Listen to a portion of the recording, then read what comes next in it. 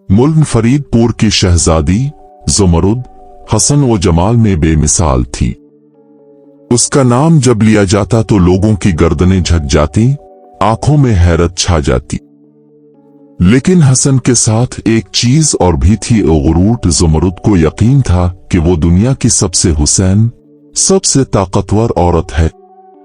इसे गरीबों, मिस्कीनों और अल्लाह वालों से चुन थी। वो कहती, फकीरों का काम है मांगना और मेरा काम है देना, हम बराबर नहीं हो सकते। एक दिन बादशाह ने ऐलान किया, ज़ुमरुद अब बालिग हो चुकी है, इसके निकाह का वक्त आ गया है। जो भी इसके काबिल हुआ इसे शहजादी का हाथ दिया जाएगा। मुल्क भर के शहजादे, रईस और अमीर लोग दरबार में जमा हो गए। सब सोने के ताज पहने, इतर कपड़ों में मलबूस, अपनी शान और शौकत के साथ आए। ज़ुमरुद ने सबको हिकारत से देखा। कोई इसे पसंद न आया। उसने कहा, मैं इस मर्द से शादी करूंगी जो मेरे 3 सवालों का जवाब दे, और अगर ना दे सका तो दरबार से बाहर फेंक दिया जाएगा। दूसरे दिन दरबार में एक अजीब शख्स आया। ना उसके पास जूते थे, ना कोई जर्क बर्क लिबास। चेहरा नूर से चमक रहा था, मगर कपड़े फटे हुए थे। हाथ में सिर्फ एक तस्बीह थी। सबने हंसी अलिफाड़ी।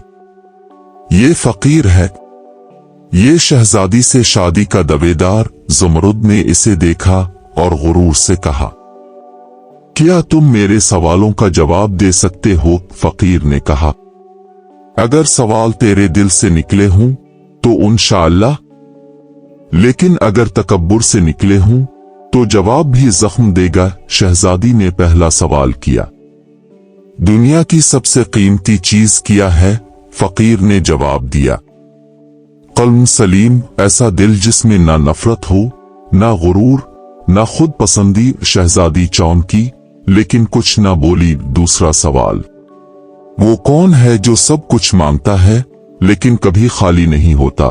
फकीर, अल्लाह का बंदा जो सिर्फ अल्लाह से मांगता है, क्योंकि जो अल्लाह से मांगे वो कभी रुस्वा नहीं होता। शहजादी का गुरूर थोड़ा और हिलने लगा। तीसरा सवाल, अगर मैं तुमसे शादी कर लूं तो तुम मुझे क्या दे सकते हो जो सोने, ताज और तख्त से ज्यादा कीमती हो? फकीर ने आसमान की तरफ देखा और कहा, मैं तुम्हें वो इश्क दे सकता हूं जो तुम्हें तेरे रब से जोड़ दे, वो आंसू दे सकता हूं जो रात के वक्त अल्लाह को पसंद आए, वो दुआ दे सकता हूं जो तुम्हें दुनिया में सुरखरू और आखिरत में कामयाब करे। दरबार खामोश हो गया। शहजादी का गुरूर इस फकीर के अल्फाज के सामने पिघलने लगा। वो जो खुद को सबसे बुलंद समझती थी, पहली बार महसूस करने लगी कि असल इज्जत कहाँ है। इसी रात ज़ुमरुद ने ख्वाब में देखा कि वो सुनहरी महल से नीचे गिर रही है और एक रोशनी इसे पकड़ लेती है। रोशनी कहती है, वो जो अल्लाह के बंदे से मोहब्बत करे, अल्लाह इससे मोहब्बत करता है। अगली सुबह शहजादी ने दरबार में सबके सामने ऐलान किया, मैं इस फकीर से निकाह करना चाहती हूं जिसने मुझे अल्लाह का रास्ता दिखाया और मेरे गुरूर को तोड़ा। बादशाह हैरान था, लोग चौंक गए, लेकिन फकीर ने मुस्कुरा कर कहा, अगर ये निकाह अल्लाह के लिए है तो मैं कबूल करता हूं। ज़ुमरुद अब फकीर की बीवी थी, लेकिन फकीर अब इसके दिल का सुल्तान था। वो दोनों एक छोटी सी झोंपड़ी में रहते, मगर दिल उनके वसी हो चुके थे। ज़ुमरुद ने पर्दा शुरू किया, नमाज, जिक्र और कुरान में दिल लगाया।